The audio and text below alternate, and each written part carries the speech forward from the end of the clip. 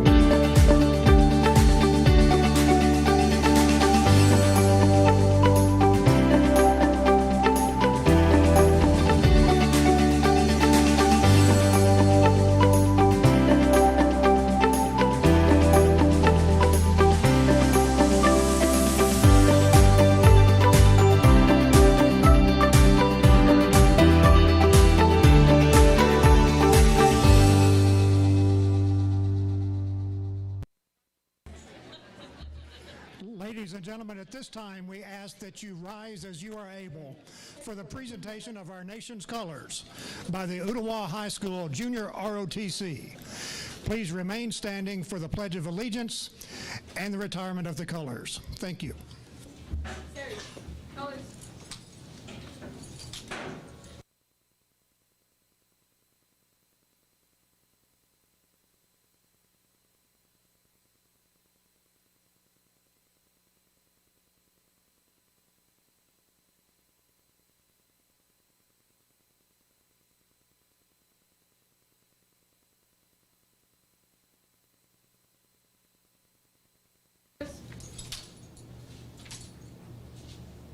I pledge allegiance to the flag of the United States of America and to the republic for which it stands, one nation, under God, indivisible, with liberty and justice for all.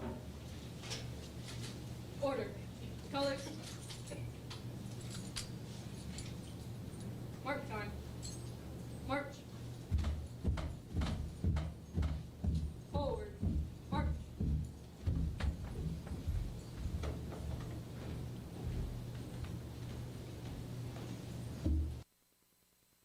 You may be seated. At this time, please welcome to the stage the chairman of the Hamilton County Board of Education, Mr. Joe Smith.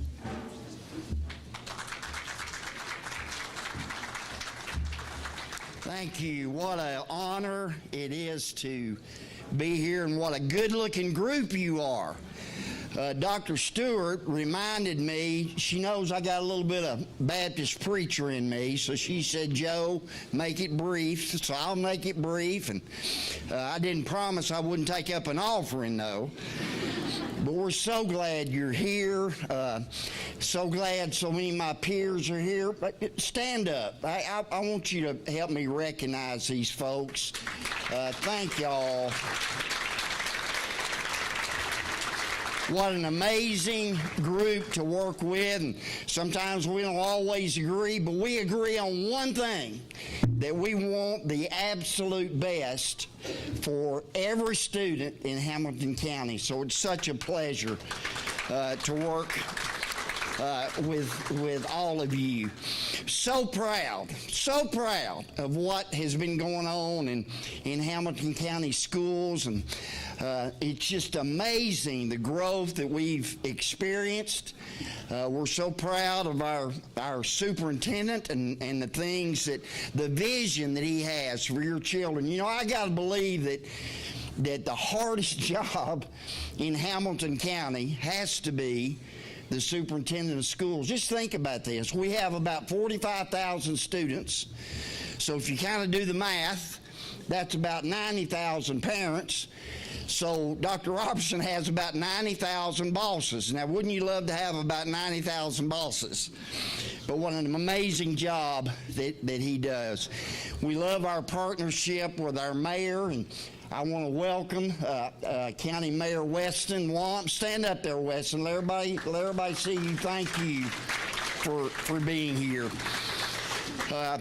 Again, I'm so excited of the work that has gone on this past year, and looking forward to the continued work that's going to go on. And we're going to make the Hamilton County Department of Ed the very best school system, not only in the state of Tennessee, but in the United States. And I know that you join me in that.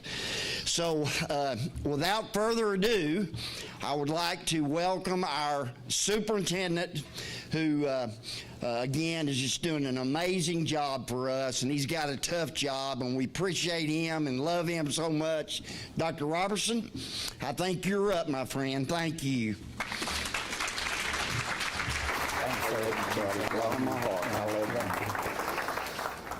I appreciate Mr. Smith and his leadership of our board, but more so appreciate his life's work around supporting kids in Hamilton County. So, Joe, thank you for what you do, and to all of our board members that are here, we appreciate you. I am very honored and thankful that our County Mayor Weston Wamp has joined us here tonight, so I'd like to introduce Mayor Weston Wamp.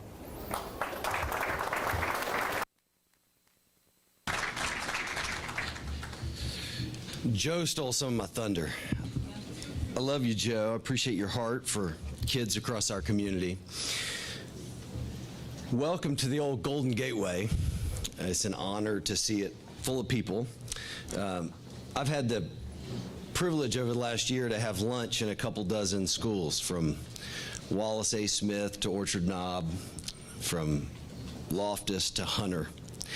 And it's an amazing way to experience our community through its future. And what I'm faced with all the time is that we're never going to be better as a community than our public school system. And that's a hard lesson for a community like ours to learn that's got a long tradition in private education. But it doesn't make it less true that we're only as good as this public school system. There's always going to be a next big thing, whether it's quantum or stadiums or parks. But the future of our economy, the future of who we are, really just reflects what we're going to invest in our students today. And if that's so, as I believe it to be, then the building that we're in tonight, I think, has a potential to be very, very special. About a year ago, on a really cold winter day, I paid a visit to the CEO of Blue Cross in his office, and I shared with him that I thought one of the most meaningful things our community could do would be to make a flagship investment in public education, and to do it on a very prominent site in the middle of one of America's great downtowns.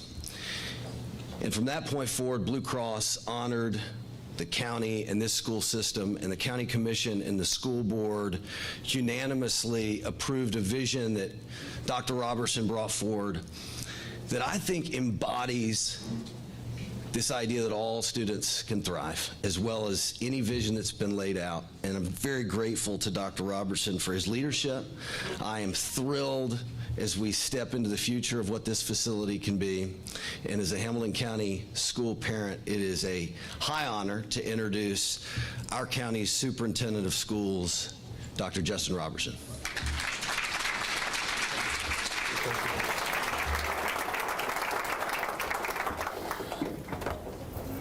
Number one, thank you for coming here. We're excited to have you here with us to talk about where we are as a system and where we're going. Before I get started, I want to point to your program. If you look at the back of your program, you're going to see a list of maybe 10 schools. But each of those schools played a part in tonight, whether it was making the food, doing the decorations, currently doing our AV program. And so I just want to say thank you to all the work that you're doing to make this possible. Someone asked me the other day, they were like, why are you doing this at Gateway? I had a really good answer, and then Mayor Womp gets up here, and I can't say it any better than that, right? What we're excited about is building on the legacy of the Center for Creative Arts, which I tell people all the time is not just one of the best fine art schools in Southeast Tennessee, one of the best fine art schools in all of the Southeast.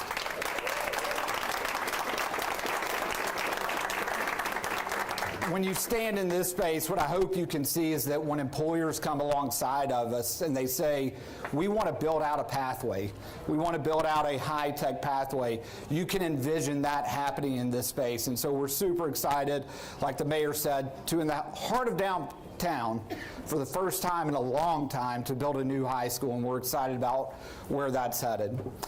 A year ago, came to you with a bold new vision, Opportunity 2030. It was a new strategic plan, but it was built on the same just cause. One of my favorite things about this job is getting to go into schools, and one of the things that we've pressed our principals and our leaders and our teachers this year is be intentional about building connections with kids. Went to Middle Valley at the beginning of this year, and Allison DeYoung, who I haven't seen Allison if she's here or not, but Allison DeYoung told me, she was like, you need to come Friday afternoon when we do clubs. And I was like, okay, I'll come back Friday afternoon. It was amazing. Teachers had selected something they were interested in. Kids had self-selected something that they were interested in, whether it was arts, whether it was cooking, whether it was something athletic. And to see kids connecting and thriving with each other and with their teachers was truly amazing. I inserted myself into a basketball club with Miss Rogers, and she may or may not have video evidence of the superintendent airballing a free throw. So we won't go to that. At the beginning of this work, we have centered ourselves on our beliefs. And our beliefs are really big ideas. This idea that public education is the cornerstone of our community, which we believe that is true. But we also know that well-being is essential to our kids' success. And we've committed to this. And let me tell you, across the country, there's research coming out that shows that districts that have committed to the well-being of students are recovering faster than districts that just invested in academics. And so we are going to non-apologetically commit to the well-being of kids in Hamilton County.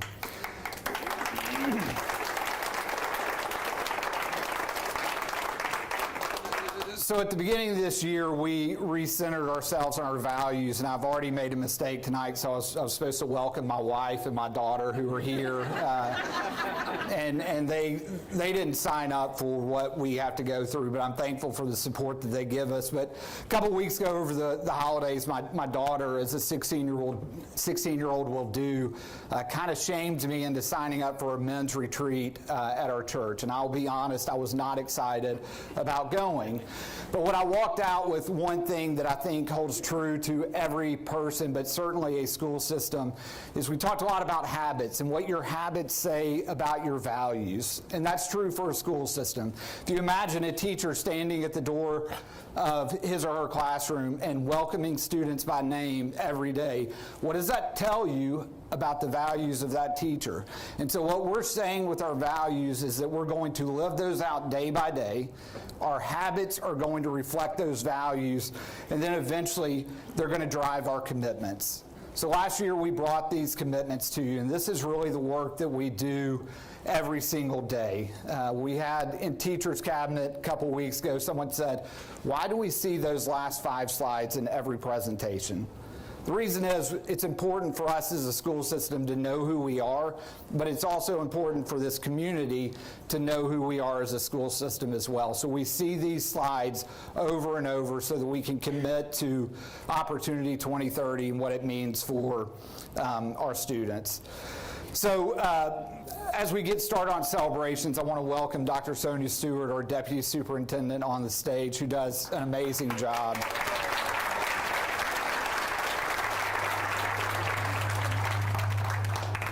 If there was any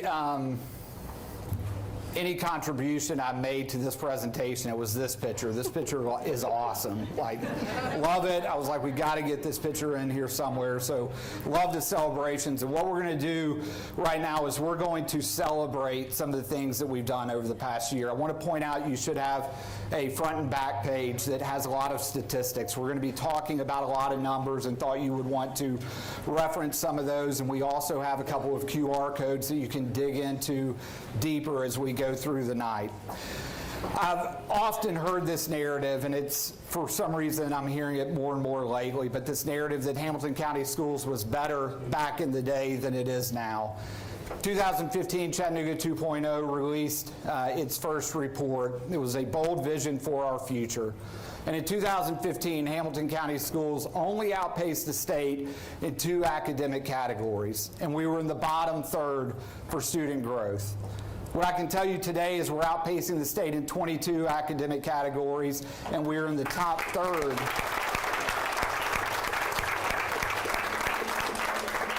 We're in the top third for academic growth. We have kids coming to us with larger and more complex needs. And what the data shows you is that we are serving kids better today than we were before in Hamilton County, and we have the student outcomes to back up that idea. As we talk about excellence and academics, we start here at this really high praise with some of our schools. This is phenomenal. This year we were able to exit 7 priority schools off the priority schools list, 7 down, yep. I think I said 7 schools. We exited 4, 7 down in the last 4 years. Unprecedented rate in the state of Tennessee. No one else has done this. No district has accelerated schools off this list faster than Hamilton County. I'm going to welcome up here tonight the principals that led this unbelievably hard work. Help me to congratulate. I have Lori Collier. She's the outgoing principal from Calvin Donaldson. I have Jen Brownlee, who's the current principal at Calvin Donaldson. Dr. Lakeisha Carson, who's outgoing from Eastlake Academy. Dr. Sharon Morgan, who took the lead at Eastlake Academy. And the one and only Dr. Ware. Come on up.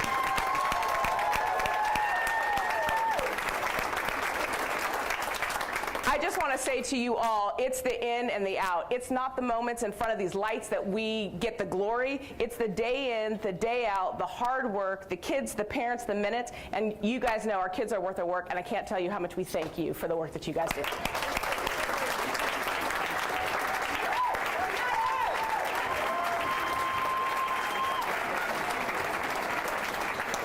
Not only do we have some of the most rapidly improving schools in the state of Tennessee, but we have great things going on at every single school in Hamilton County. We are leading the state in some areas, leading the region with our schools across Hamilton County. What's amazing about the statistics up here, whether you look at schools that are National Blue Ribbon schools or schools that are reward schools, every single school in Hamilton County is represented in a number on this screen. That's an amazing accomplishment, and I want to thank everyone here. I know we have a number of principals and assistant principals. If you would, please stand just real quick. Woo-hoo. Y'all stand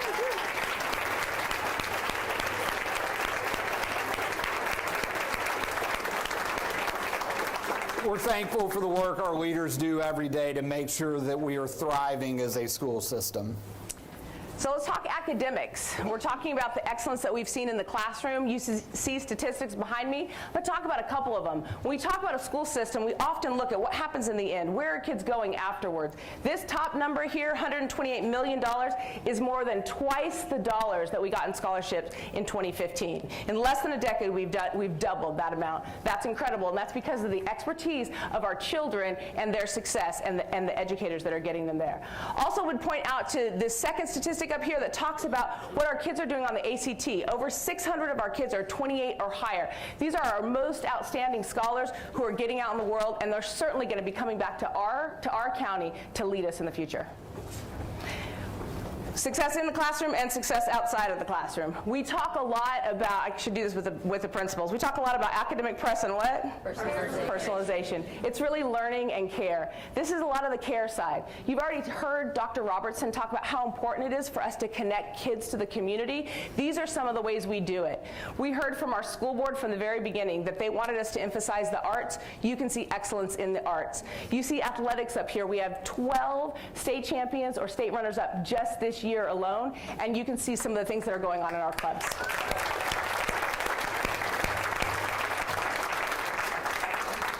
Not to overstep, but Sell Creek had the first state championship in the history of their school this year, which is something that's pretty amazing. We know that we wouldn't be here tonight without our educators. We employ excellent educators across Hamilton County. We need to continue to elevate them as the trusted and well-educated professionals that they are. What we're excited about is you look at across the board, over 2,200 of our teachers hold advanced degrees. That's close to 60% of our teachers. We're also retaining 88% of our teachers. And again, not to say we were better back in the day, but in 2015, that number was 84%. And so to get the record straight, we are retaining teachers at a better percentage today than we were in 2015. Yeah. Last year when we came to you with this new strategic plan, we said to you, we are going to double down on student well-being by bridging connection and belonging. And to do that, we felt like we needed to push more supports into schools, and we did that. Right now, we have a 10-to-1 adult-to-student ratio in our schools, meeting our kids' needs day in and day out. We're able to do this because of this $29 million that we have in strategic funding for our principals, who are right now making decisions about their staffing model, and they're talking about what are the needs of the school, and they have the autonomy and the ability to strategize for their own needs. Story I love to tell is, I didn't see Dr. Lindsay Starnes here, but one of the things that we've seen our principals do at Clifton Hills last year when she got her supplemental dollars and she started talking to her community and talking to her families and thinking about what her community needed, she thought, I wonder if I can have a nurse practitioner instead of just a nurse. And so she came to us and she said, can I use my supplemental dollars to elevate that position, to run a health clinic out of Clifton Hills, to make sure that my kids are up to date on all of their shots and all of their prescriptions? And we were like, absolutely, we love that innovation, and that's what happens when you give leaders the opportunity to make decisions on behalf of their school. So really proud of our adult-student ratio. We talk about equipped schools. We're talking really about the behind-the-scenes work. A few weeks ago, you might remember that we had a little bit of a weather issue.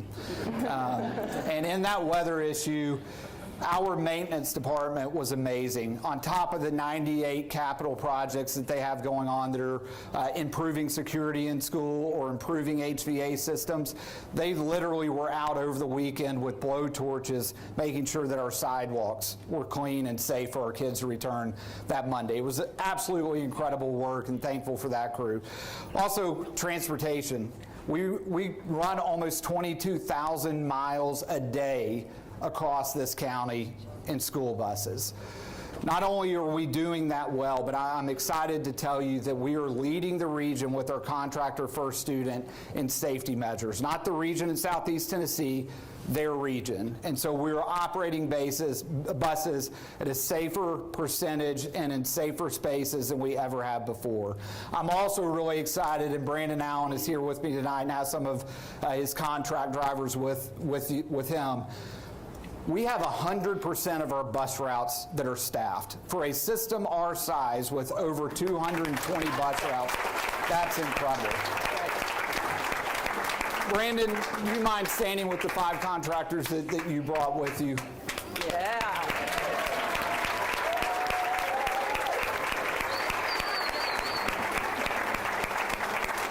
This group is amazing, and many of people don't understand this. When we say contract drivers, many of these drivers have been with us. Jamie, you've been with us probably older than I am.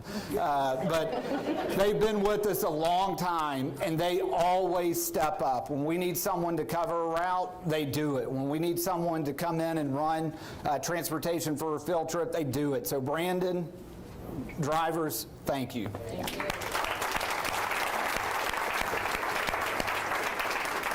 This is the most exciting part of the night, so we probably should have done this at the end, but what we want to do now is to celebrate the success of our students. And what I hope that you see a trend here is that we have a lot of options and we have a lot of pathways where kids can come in, take advantage of that, and really thrive as students, but what you're going to see also is thrive post-secondary. And so we're excited to bring some of our students up to the stage, talk to them about kind of where they've been and what they're doing. Some of them are recent graduates, some of them are about to graduate. They look really excited right here, but we're going to spend some time talking with them. All right, we asked him who's going to be brave, and Morgan said, it's all me. I did. You did. Look at the opportunities. We create leadership opportunities right here in Hamilton County. Morgan, tell us about your experience. Tell us who you are and where you go to school, and then some about your high school experience. Okay, so my name is Morgan Wyatt. I'm in class of 2025. I'm sorry. I came from Tyner Academy, but this school year I attend University High. It's the first year.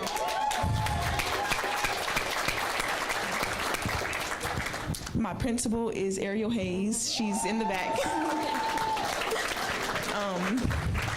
And I feel like University High was always something I needed. I just didn't know what form it would come in, because before University High was introduced to me, I was considering homeschooling because I didn't want to be in the public school system anymore.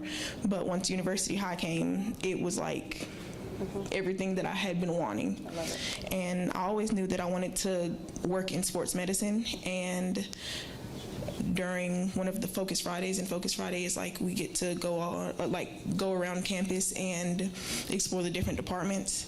We were able to do one in the athletic training one, and that like really solidified everything that I had already been thinking. I love it. I love it. Morgan, you said it's something you always wanted and you didn't even know what form it would come in. That's beautiful. This is the opportunity a school system has to create pathways. Now you're taking college classes on a college campus, right? And dreaming about your future. That's fantastic. Sophia, tell us a little bit about you and where you're coming from and some of your experience. Good evening. I'm Sophia Kim, and I'm a senior this year at Hamilton County Collegiate High School at Chattanooga State. So I'm also on a college campus as well in high school. So Collegiate High has provided a lot of opportunities that are beyond what normal high schools can do, even private high schools. And like, where else can a high school student take all these advanced business, accounting classes, paralegal classes, engineering classes, all in the same place? So it's really an amazing opportunity. It's like an all-you-can-eat buffet for like 4 years. So we're really able to try a lot of different areas. So I've found out that I really enjoy the math and science areas. I'm taking Calculus 3 this year, microbiology, anatomy and physiology, all at a college level. So, yes. Yes, so, and also a lot of my class is graduating with an associate's degree from high school. And yeah, so it's just a really great head start on our futures. And I just found out yesterday that I've been selected as a National Merit finalist. That's right. Woo!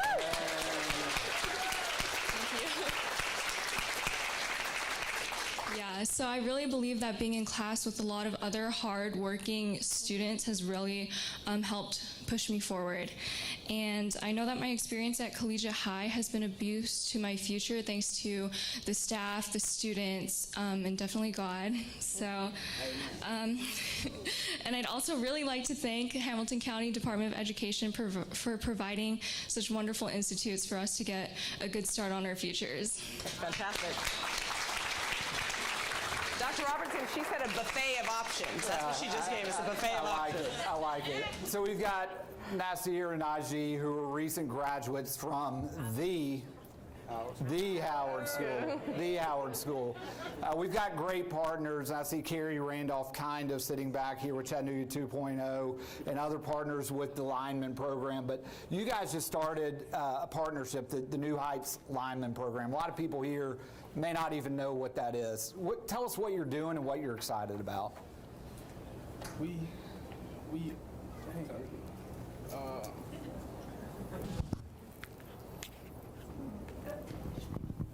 Try now. Okay, dang, I don't know what to say. Well, let me ask you this, Najee. So I look at your picture over there. Yes, sir.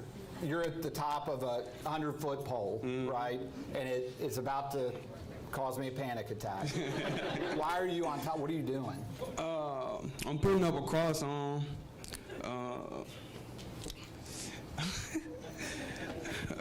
What is a cross like? Is that It's like power lines?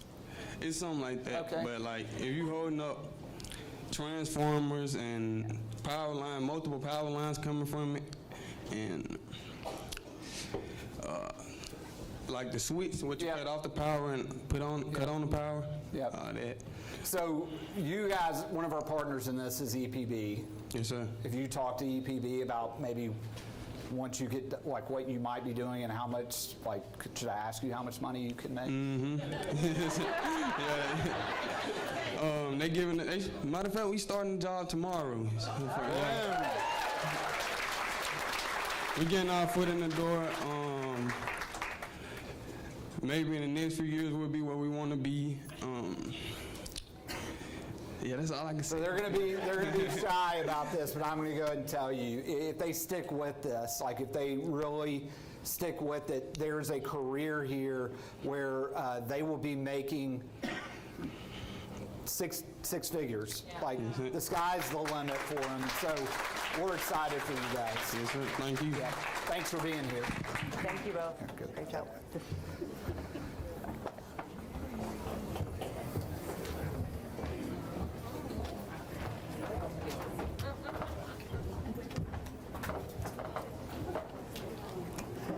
All right.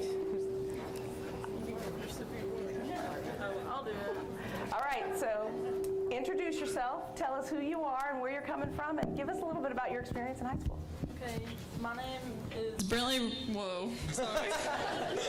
My name's Brantley Rogers. I'm a senior at Sale Creek High School. I graduate this May, and I was going to talk about how my high school experience has been a lot different than a lot of people. It's kind of like what one of the girls was saying before. I kind of get a head start because I only am a part-time student at Sale Creek. So I go to Sale Creek in the morning, and then in the afternoons I go over to Sequoia High School. school for my cosmetology program. It's in TCAT, so it's a part of Chattanooga State.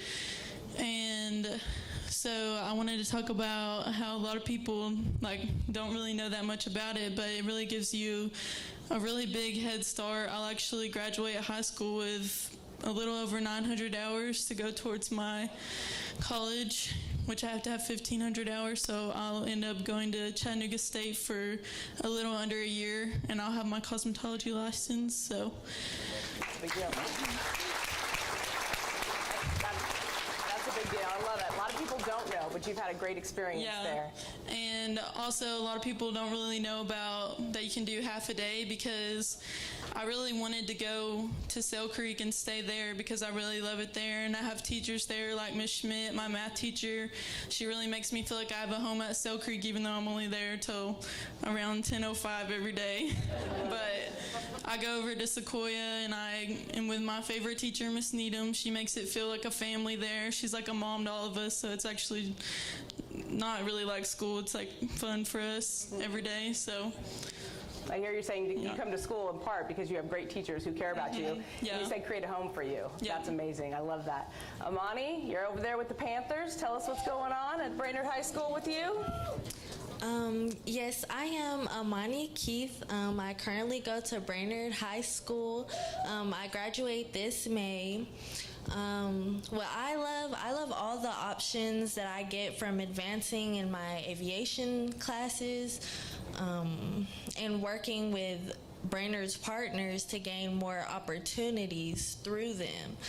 I was able to start glider camp last summer and continued until I had my first glider solo on November 11th. Wow.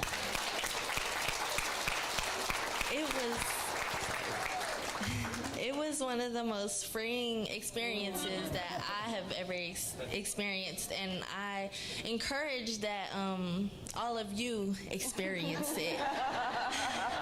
Yes. I have built so many great relationships through doing my glider training and starting my powered flight training next week, actually, through Brainerd. And I would like to give a huge thank you to Taylor at Crystal Air, because he gave me $10,000 to be able to do my flight training that I start.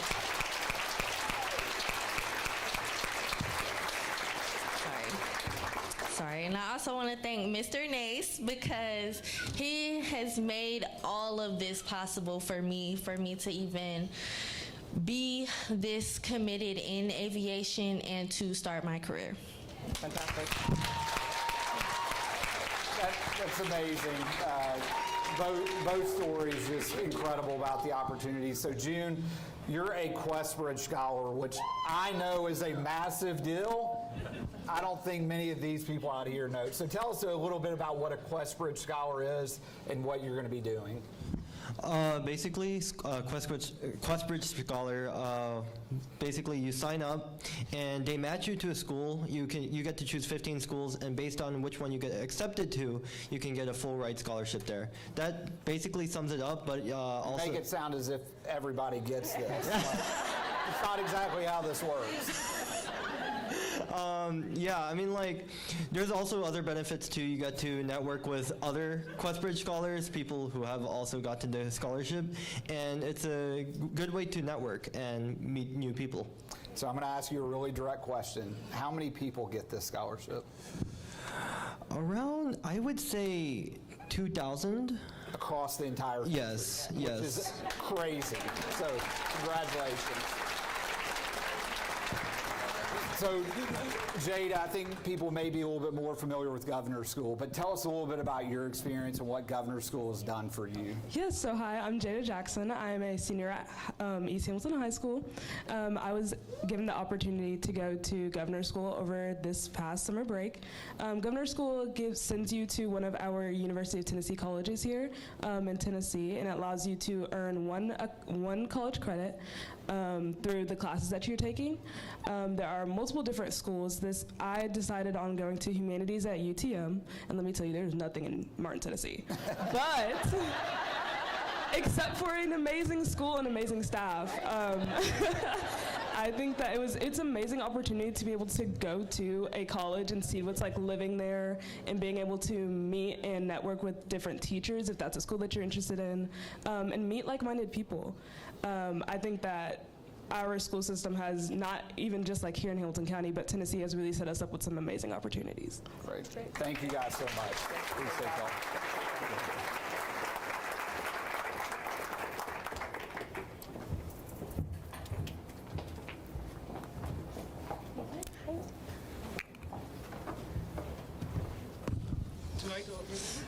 All right, last but certainly not least, Z coming to us. Right, you're coming to us, accepted to Blue Sky Institute? Yes. Let's do it. Tell us, explain Blue Sky a little bit and tell us about that experience. Okay, so the Blue Sky Institute is a accelerated bachelor's degree program. You spend 2.5 years learning about computing, coding, and engineering, like software and hardware. So you get a bachelor's degree in 2.5 years. Me personally, I'm very avid about this experience because I got a last dollar full ride scholarship for it. So I'm very thankful.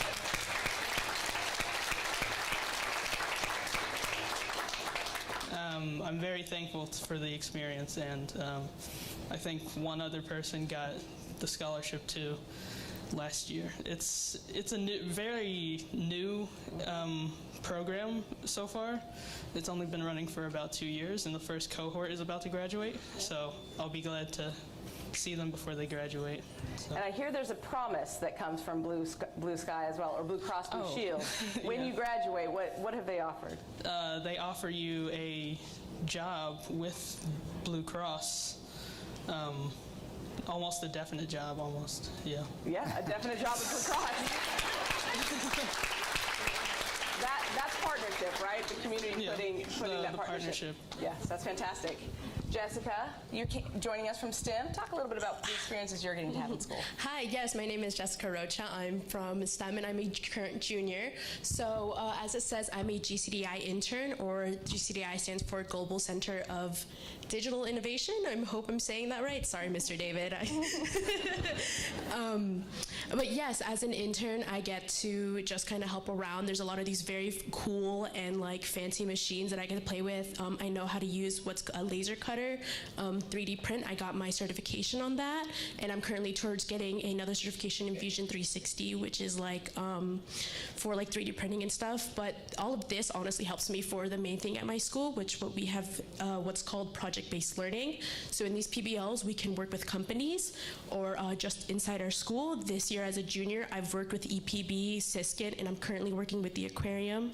For EPB, I don't know if you guys saw the Christmas signs out there. I made the big tree sign for the Miller Park there, and it was really cool to see the facility and how all that worked. And for Siskin, we created what's called a jungle gym for all kids with special needs, and I think it was really cool to work with those companies, and it was just great experience. I know how to like talk to actual like adults, people who have full-blown jobs and have families, and I think it's like, I think it's really awesome being able to do this at such a young age, and yeah. Yeah, getting to talk to those adults, that could be rough sometimes. Early experience. So Landon is a freshman in our virtual school who won a state-level STEM contest. And Landon, you were telling me earlier when we were talking that you are developing an app that's going to help students with disabilities. Tell us a little bit about what you're doing. Just talking to about a year ago. Oh, okay, sorry. Yeah. Okay, so this program that I'm sorry. So it's this program is about helping students that have special needs, have autism, and other disabilities. Yeah. So I'm deciding to create a type of app that can help students learn about computers more. So here's a little example. So it depends on your grade. So if you're like in, let's say, 3rd grade, basically you're going to learn about the basics still, but it's more advanced. And you were telling me it's about computer science in the state, right? Yes, yeah. State. So, okay. Did I mess you up? I don't know. Let me ask you another question. So you, from here, you won a state level contest. There's a national you've already won like 12 grand or something crazy. Yes. Right? 12 grand? Yes, but in total it's 14 grand. Oh, total 14 now. I'm undercutting you. Tell us a little bit about what the national thing. Give us like 10 seconds about what you can expect there. Oh, okay. So, so in the national level, in the national level, I am going to go against the rest of the United States, the rest, the 49 competitors from different states. Awesome.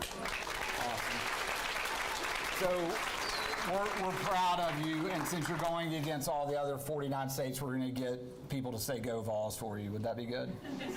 Yes. All right, thank you guys. You want to go off that way?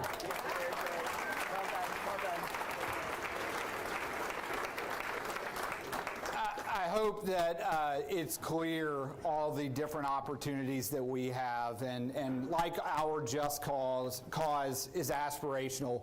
We know that we've got more work to do in creating opportunities for kids. It makes me think a little bit about technology. When I was in school, like some of these young men and women that just spoke, the most comprehensive piece of technology that I had at my disposal to help me do a research project was a thing called an encyclopedia. Today, our kids have AI, right? And from the encyclopedia to AI, there were multiple milestones. There was the computer, there was the internet, there was Wi-Fi. We're at a place where we have big dreams for kids in Hamilton County. And those dreams are going to take a lot of work. There will be moments of milestones, but we also know in between those moments of milestones, we have incremental work that has to be done. And we're excited for where we're heading as a system. And before we start talking about some of that work, I want to share with you, when we dream about what we want for kids in Hamilton County, we went out to our community and asked them a simple question. It simply is, what do you dream for Hamilton County schools?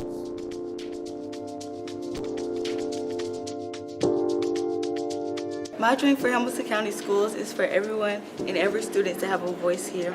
I think that's very important. To be able to build relationships with both people of their peer group and people of older and younger generations, and also to be taught how to learn and how to process information, not just what to learn. And I wish kids had more access to college prep. I wish everyone could read fluently. And for 2, I love making books, and I wish that we could do that more often. That we would all get to have, it's like in high school where you get to pick your own related arts. You could pick which related arts and when you want to have them. I wish that I just had an opportunity to maybe shadow or experience different career paths. But ultimately, it's really about every kid being able to come to school, know that there's someone that cares for them, can see themselves in the people that lead them and teach them, and that they feel supported not just within the school, but within the school community. My dream is that every student will have all the resources available that they need to have an excellent education. But like, I was inspired by a teacher to be a teacher, right? And I feel like it'd be really fulfilling to instill that same inspiration. Community coming together as one, supporting each school, each community. And my hope for Hamilton County is that they continue to strive for equity in education. My dream for Hamilton County Schools is to be the best school system in the state of Tennessee. to educate our children, not only academically, but also socially, emotionally, and just trying to create a better future for them. My dream for Hamilton County Schools is for our community to really value the skills and the trust that our educators build with our students. El sueño para los graduados de las escuelas del condado de Hamilton es que estén preparados para la vida después de la escuela secundaria, si eligen seguir una carrera universitaria o una carrera técnica. Es lo que deseo para los estudiantes graduados de Hamilton County. Makes me feel confident that many of the dreams that I have for the future are really coming true.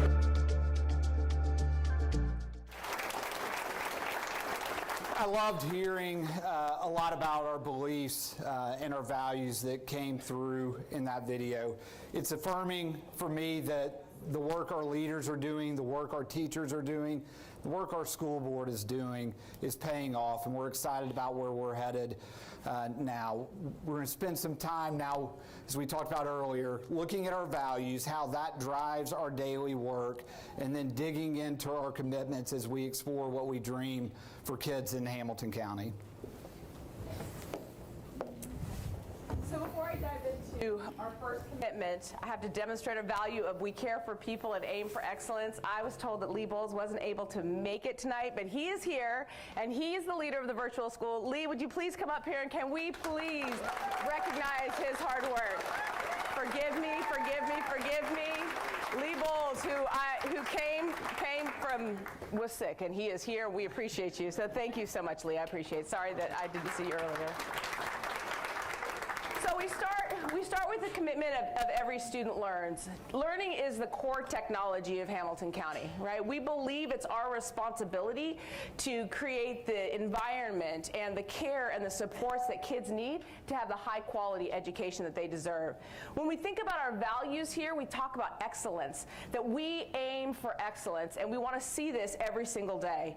Our goal in Hamilton County on the learning side, we say often, is that we want every single student in Hamilton County to show measurable growth in their ability to read and write and think through going to classrooms dedicated to rigorous content and worthwhile tasks and purposeful student engagement. And that's what they're getting every single day in our classrooms. This year we had 3 kind of signature initiatives that we did, one at each tier. And I'll start with high school. In our high schools, we launched Freshman Success this year. And in 12 of our high schools, we have redesigned the way the freshman year is experienced, where we're providing more interventions, we're creating smaller collaborative groups, really doubling down on the relationships to ensure that our 9th graders get to 10th grade on track. 94% of students that advance from 9th grade to 10th grade on track graduate from high school. This is a graduation strategy, and our high schools are doing a great job with it. In middle school, we've launched what we call connected middle schools. Dr. Robertson and I get to go around the county and talk to parents and to students, and what we hear all the time about middle schools is just how hard it is for our kids. They're working through their own identity, getting to know themselves. Those adolescent years are tough, building those relationships with other students, building authentic relationships with adults. So we've pressed our middle schools to really, really focus on that connection and belonging, because we believe that when that happens, when our middle schoolers feel safe and connected, that is actually an accelerant for learning. So in every single one of our middle schools this year, we've implemented a daily advisory time where kids are getting to connect with each other and connect with the adults in the building. In the elementary school, we started Thriving Kindergarten. And our Thriving Kindergarten structure, there we go. Our Thriving Kindergarten structure really came out of teachers and parents saying to us, something's missing from kindergarten. We think that you guys can do more in that space to create an environment where there's more joy around learning and kids are experiencing that learning and developing that love of learning. In the first, month or 5 weeks, Dr. Robertson and I got into 5 different elementary schools in this county to look at the Thriving Kindergarten classrooms, and one of those, there she is, one of those classrooms was with Sierra Rutherford at Bestie Shepherd, and that's right. If you have not spent time in a kindergarten classroom, especially in the first month of school, it's a special thing, y'all. It is a special thing. And when I got to see Sierra in her classroom 4 weeks in, doing the magic that she was doing with her kids, it was incredibly impressive. And we wanted you to share tonight about Thriving Kindergarten and how that's changed your classroom. So I am a second-year teacher at Bestie Shepherd, and last year we did not have this in program, and going in this year, we were really excited about getting to see our kids in action and how this would flow. So just to give you a little background, Thriving Kindergarten is really focused on students' needs, that hierarchy of needs, making sure that they can get along and all those things. And we work through this through crew time. That's like a morning meeting where we sit down with our kids, ask them how things are going, how they're feeling. And then we also offer social stories, which allows them to practice what they're learning. And then in stations, they have about 30 minutes of playtime every day, and this gives them the opportunity to really practice the things that they're learning in crew time, like conflict resolution, self-regulation, and all of this flows over into their learning, because if their needs aren't being met and they're not able to accurately communicate with one another and those sorts of things, then they're not going to be able to learn. So it all flows together and their needs are being met. That's fantastic. Thank you, Sierra. Thank you, thank you. So we talk about every student belongs. We talk about this in a way that we want students to feel a sense of belonging and value. We want them to be connected to each other, connected to their teachers, and connected to the community. I got to visit Nolan earlier this year to celebrate National Blue Ribbon, and Jake was a young man that I met there. He was new to Nolan, and I can imagine that his family was probably anxious about him starting at a new school, but Nolan was intentional about building those connections for Jake, and I've heard through Dr. Wilson that Jake is doing well and is thriving at Nolan. What we want for kids is that they learn from people that are different from them, that they learn from people that have different experiences. That's how you grow up in this world and feel connected. And so we're excited to talk tonight about Every Student Belongs and the importance of inclusiveness. Dr. Frady, Red Bank Middle School principal, go ahead and come up.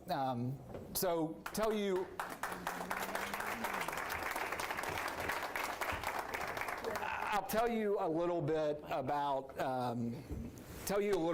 Red Bank 18 months ago. Red Bank Middle was a school, like I said, that we know there are places we've got to get better. Honestly, 18 months ago, the culture at Red Bank Middle was not where we wanted it. We talked to Dr. Frady, and we were like, Dr. Frady, it's a big job, but we think you're the person that can do it. And she has been intentional, whether it's through clubs, advisories. I mean, we're talking specifically about advisories, I think, a little bit today, but we just want to hear from you and your team. And as we talked earlier, I'm literally turning this over to you. How did we get the culture at Red Bank Middle right? Okay. Good afternoon, good evening, everyone. I'm proud to be the principal at Red Bank Middle School and be in Hamilton County and have some time with you this evening. I'd like to introduce my team. This is my SEED coach, Mr. Murphy, and this is our student body president, Miss Allison, and this is Miss Fisher, 7th grade ELA, and we're each going to talk to you about what we do intentionally. So, as Dr. Robertson mentioned, our school was a little broken. It's not anymore. And we're each going to talk about a little component that we have brought to the table with advisory in the morning. So we meet 26 minutes every morning.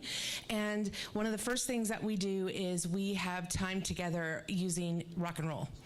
A little hip hop, a little R&B, it depends on the day. So 7:15 in the morning, our building is rocking out, and we are talking about music and how it connects us as a learning community. Another thing that we do in that homeroom or advisory time is circles. So we have a circle with our students. We have the talking piece, and the teacher and the students get to share out about the prompt that goes along with the homeroom lesson for the day. I have the opportunity to have a different circle every day, so it's nice to see all the different students. Our homerooms are multi-grade level, so we have 6th, 7th, and 8th graders in each group, so that really allows us to build connections between students of different grade levels. It allows the teachers to really have that opportunity to build that deeper connection. We find out what each kid is passionate about. We can come back to that. We know, hey, this circle, you really loved it, and provide some motivation for each student where they're at. My favorite part about homeroom is how we all have a unique set of minds, like how Mr. Murphy said, how we have multi-grade levels in our homerooms. It opens up like doors for everyone because we all have different mindsets and we all like have different ideas, so we all get to share something unique about each other every morning in our ideas. So, yeah. Okay, so my favorite thing that we do in advisory is our school-wide novel study. I mean, I'm a little biased. I do teach language arts, so I love everything about novel studies. But what I love about our advisory time novel studies is it allows students the opportunity to discuss their own experiences as we look at the experiences of the characters. And it's just this really beautiful thing where we realize that, you know, we're not that different after all, and there's we end the novel with just this acceptance and better understanding of each other. Good. So Dr. Frady, close us off and just tell us, like, from day one to now, what's the biggest difference? Kids smile. They smile every day. They smiled when they came back from the snow week. They smiled when they came back to school. They smiled after winter break.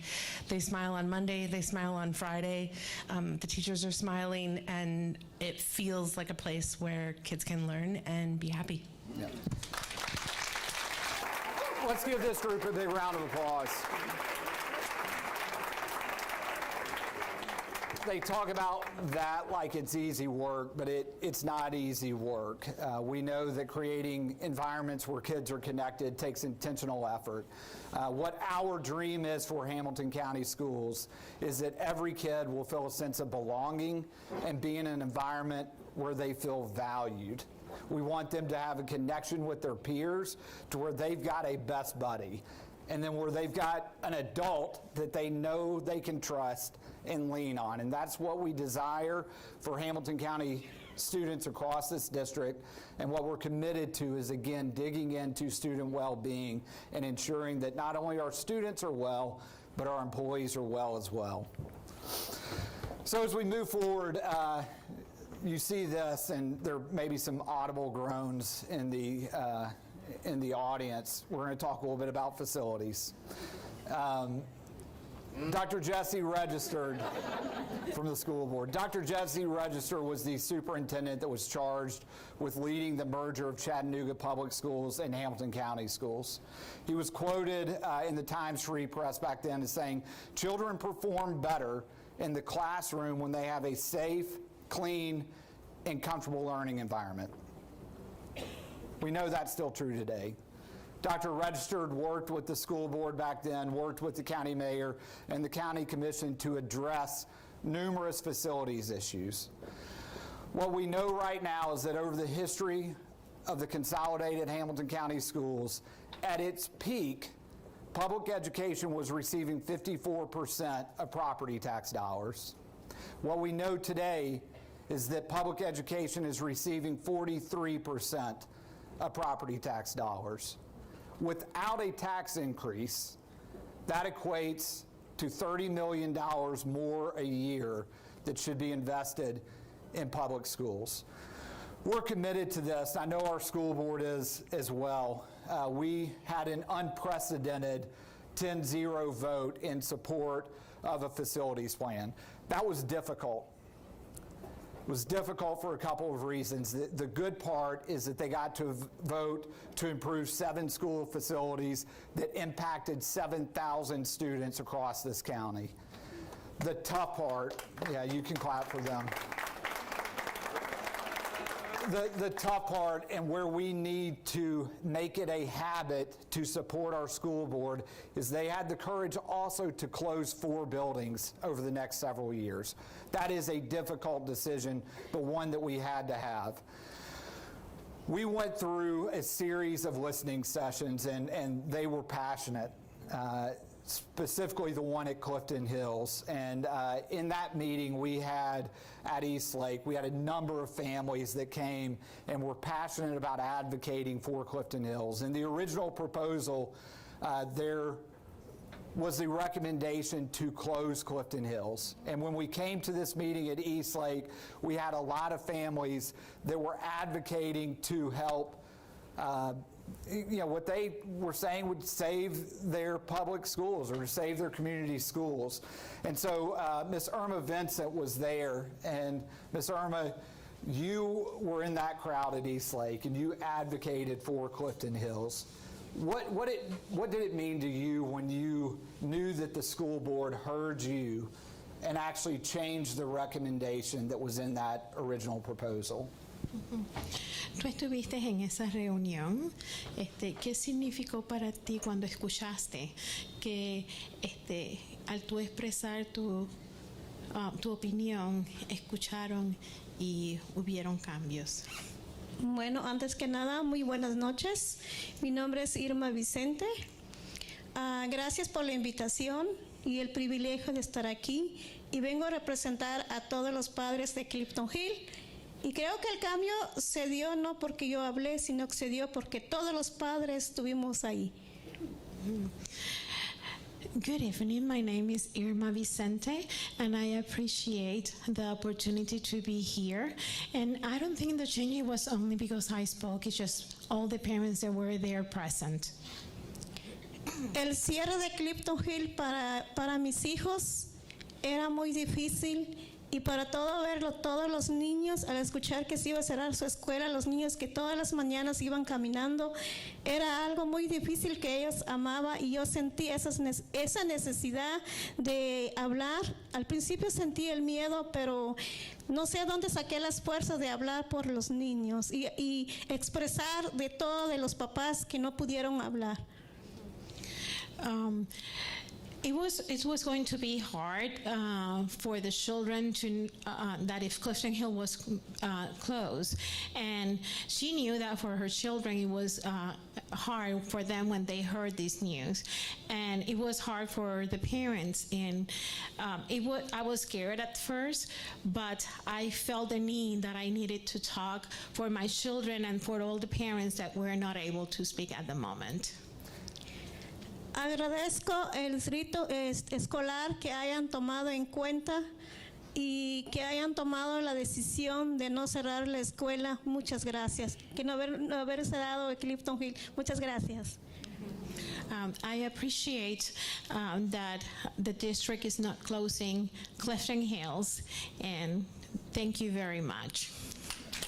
Gracias.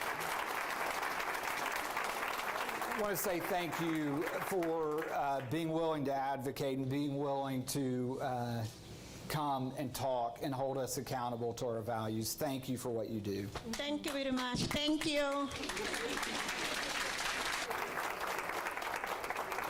It's often when we're making these decisions that it can seem like our values are actually in competition. So the value of integrity and the value of stewardship often seem like they're in competition.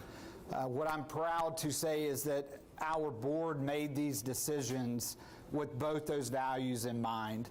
We're committed as a school system to continue to be good stewards of the public resources that come our way.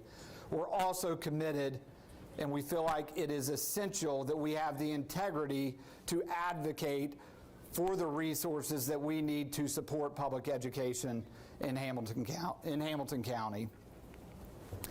So as we talk about every employee valued, we again would not be here without our employees. It's what makes this school system great. When you ask what does it look like to care for employees, obviously we can talk about compensation, we can talk about benefits. We also need to talk about elevating the profession.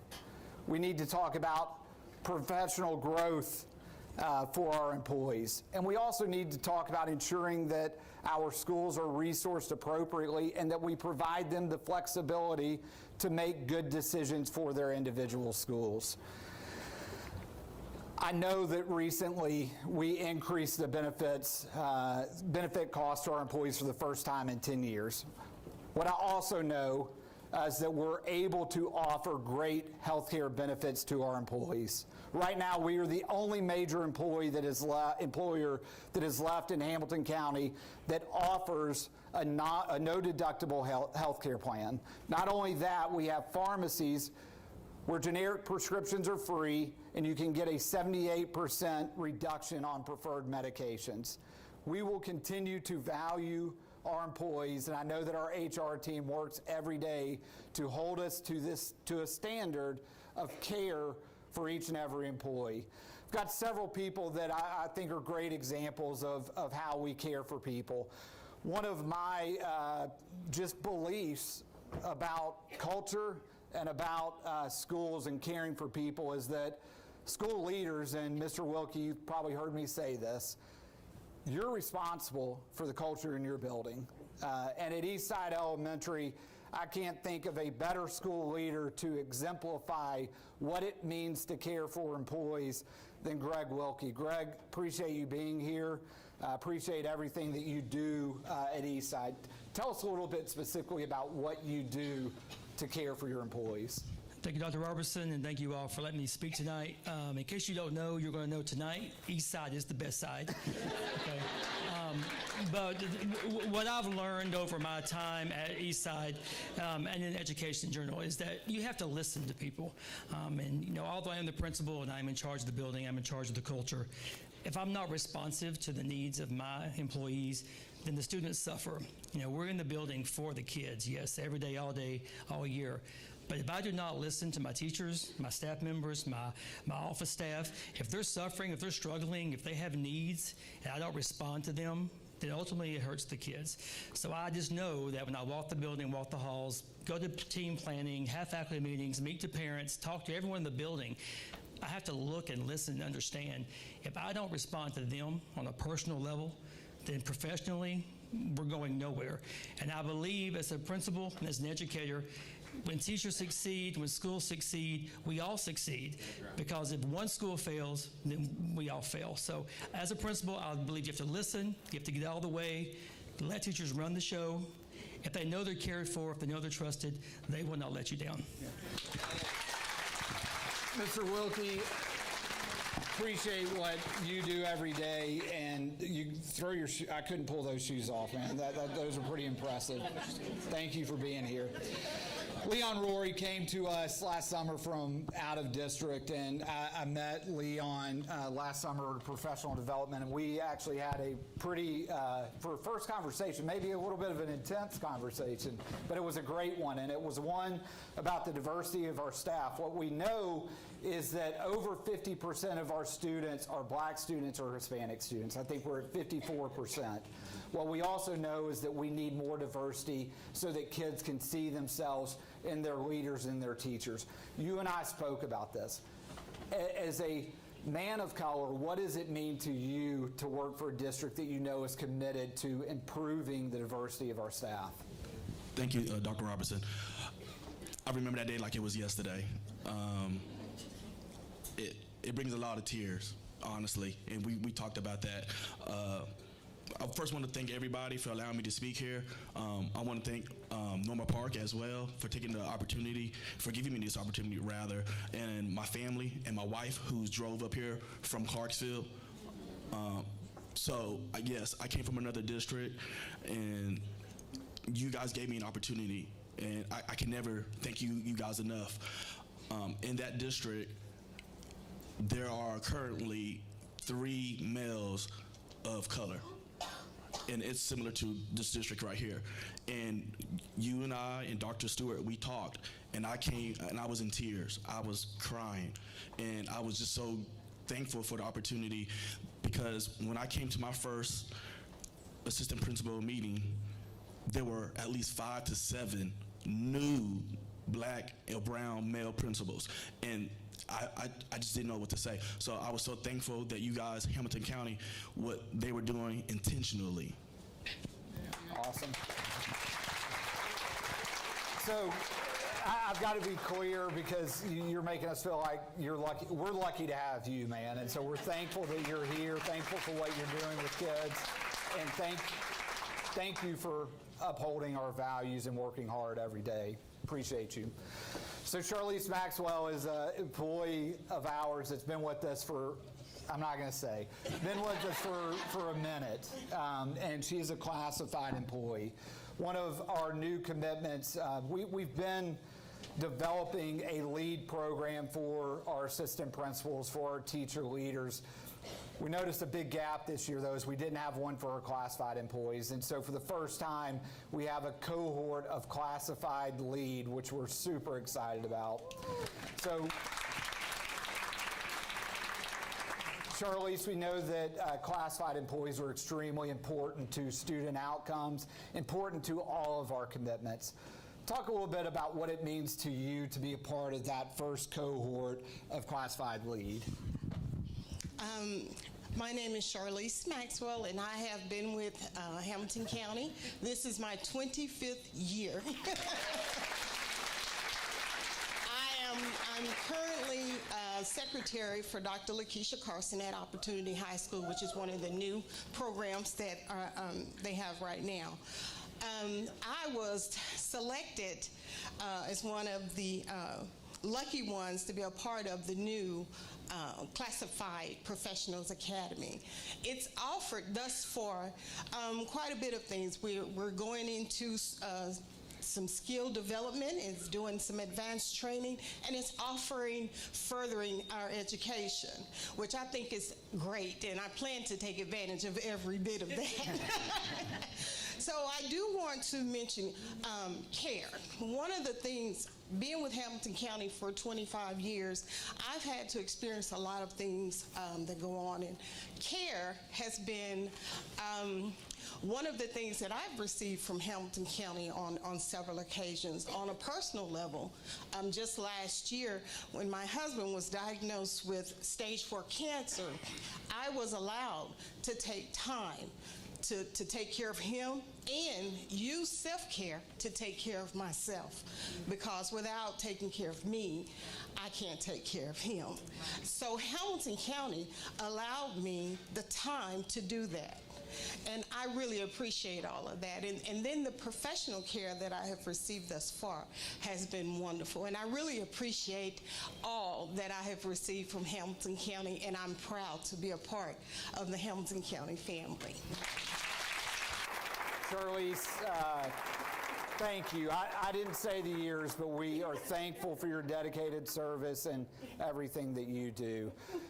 As a district, again, what we are committed to, and we're going to work on this. We know we don't get it right all the time, but we're committed to caring for our employees, ensuring that they know that, and we're committed over the next 2 years to double the size of our classified lead program as we show that care to our employees. So last year, when we introduced this commitment of every community served, we spent time talking about how a school system cannot be solely responsible for our children. We talked about how it would take every single one of us in this community to ensure that our children are well, that our children truly thrive, that all of our children thrive. And I have to say, over this last year, there's been a lot of increased partnership. The community is showing up for the school system in many, many ways. We've got SSP, Student Success Planning, in our schools, that we have 51 signed partners today with a goal of 150 partners by the end of our strategic plan. We have 19 communities forward schools in our county, which are community hubs. Community schools do wraparound services, and we're expanding that. It's from Midtown into Missionary Ridge and into North River, where we've got these community schools. We also have partners that show up and provide kids opportunities for apprenticeships and work-based learning and different things that pull them out of the classroom and into the space where we know that they're getting the experiences that they need. This data up here behind us is really pretty impressive. In the last 5 years, we were committed to expanding the opportunities children had for early post-secondary opportunities. We call them EPSOs, because you know we're educators. We love acronyms, right? Especially ones that nobody else understands. So early post-secondary opportunities, this is the change in just 5 years. We have, in all of our students are getting twice as many opportunities, or twice as many students are getting opportunities for EPSOs. This is dual credit and dual credit and APP and IB and industry certification. Our kids of color, 4 times the number of kids of color are having access to these opportunities. Our students with disabilities, 10 times more than just 5 years ago, and our English language learners, 22 times more than 5 years ago. That all by itself is increasing access for our students, and we're really proud of this work. While we've come a long way, we've got a long way to go. This also indicates that we were behind 5 years ago, and now we're spending time catching up, and we've got to continue to double down on that commitment. You've already gotten to hear from a student tonight from Blue Cross Blue Shield, the Blue Sky Institute, and tonight we're going to hear from Melissa Graham. I was like, where did she go? Melissa Graham, we hesitantly gave her up from Hamilton County and let Blue Sky take her, but she's been loving on our kids for 2 years, and I know she's getting them through. Melissa, tell us a little bit more about this partnership that we have with you and Blue Sky, and why you think these kind of opportunities for kids are critical. Sure. So as Dr. Stewart mentioned, I work for Blue Sky Institute. You got to hear one of our incoming cohort 3 students speak a little bit earlier. We're a technology workforce development program created with East Tennessee State University. Our students are receiving a bachelor's degree in computing in a little over 2 years, and then at graduation they receive a job offer from Blue Cross. Okay. So to answer your question, we know that not all career fields are as visible as others to students, and so you hear students talking about being doctors and lawyers, pro ball players, video game designers. You rarely hear a student say, I'm going to work for a health insurer, right? But it's a great company offering a variety of career opportunities that are more technologically advanced and oriented than ever before. So to support career readiness, it's been very intentional collaboration over several years that allowed high school students locally and post-secondary students to really engage with Blue Cross, to actually see what they can do and be at one of the Chattanooga region's largest employers. Right. So Blue Cross has supported internship initiatives like Step Up. They have funded Future Ready Institutes in Technology at both Red Bank and Soddy Daisy, where the curriculum in the program is tailored to real-world business needs. Classroom learning combined with mentoring from Blue Cross information technology professionals. And so more recently, also the creation of Blue Sky, as we said. And so this program is designed to create a talent pipeline of tech-savvy future leaders for Blue Cross through hands-on, in-person, real-world experiences. And so the program is open to all Tennessee students, but we have a very intentional focus on Hamilton County students, and more particularly some of those former gateway schools, priority schools, Tyner, Hickson, Howard, Eastridge, just to name a few. And so I was at a convening just last week in Texas where one of the speakers was speaking about equitable access to accelerated pathways. And she restated, if your model doesn't work for those furthest from opportunity, then your model doesn't work. That's right. That's right. And so we know that well-educated, well-rounded, experienced young people are the key to success for our company as well as the region's workforce. Okay. And so collaborating with Hamilton County Schools to create and support experiences like these is vital to our communities. That's so great. Thank you, Melissa. Thank you for what you guys all do every day. I love it. If what you're doing doesn't work for kids furthest from opportunity, it doesn't work. That's something we could live by, right? I'm so thankful for this partnership and for the partnerships that many of you have represented in the room. We feel like as a school district, it's our job in that K-12 space to get our kids ready for life after high school. But it's your job as the community to receive these children that are ready to come to work or go to school and live in our communities, that we would live well together.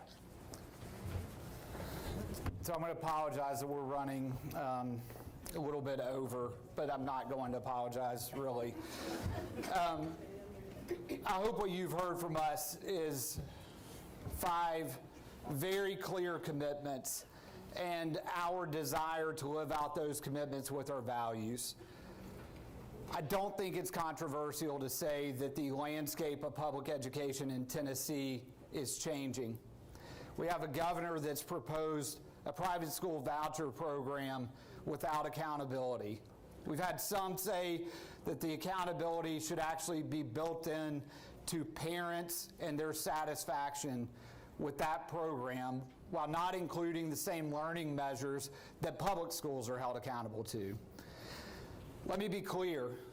We have excellent schools by both measures. We have schools that we've shown tonight are performing, and we also have parents that at an 85% rate, they are consistently saying that they're satisfied with their school and the education that their student is getting. I get it. We live in a place right now where people don't trust large systems. Hamilton County Schools is not immune to that. There's distrust in the system.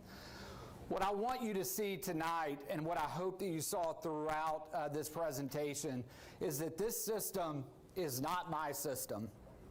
This system is not Joe Smith's system or any one individual system. This is our community's school system.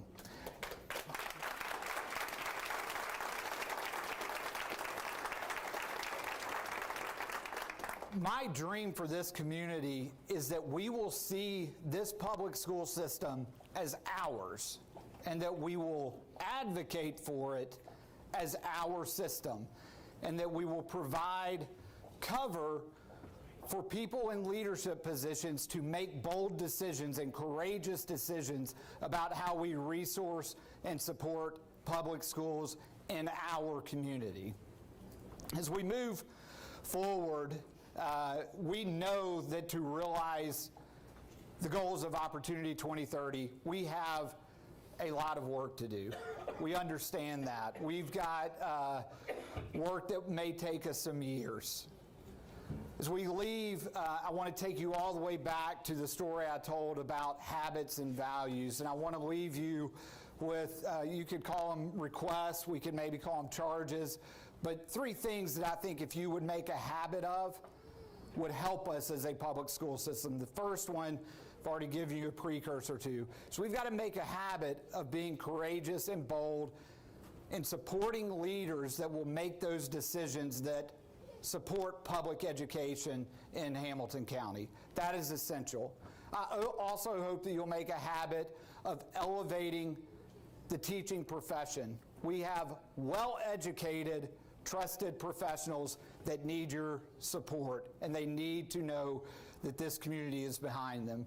Finally, you've heard a lot of great stories tonight, and if you go to that QR code, you already have more stories on there than we've talked about, and we're going to keep putting those stories out there. We need your help in telling those stories.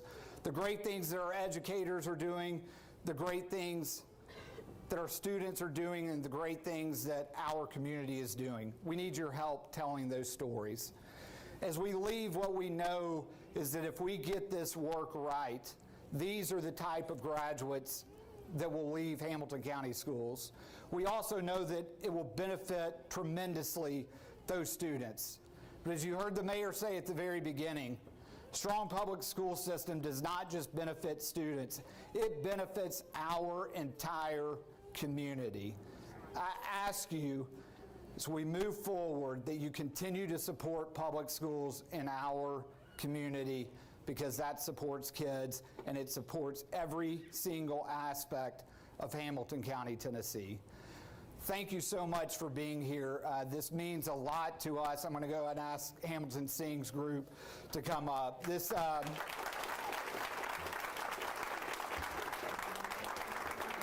means a lot to us as a school system for you to be here. For those of you that home joined us online, we're thankful, and again, hope that you will continue to support public education in Hamilton County.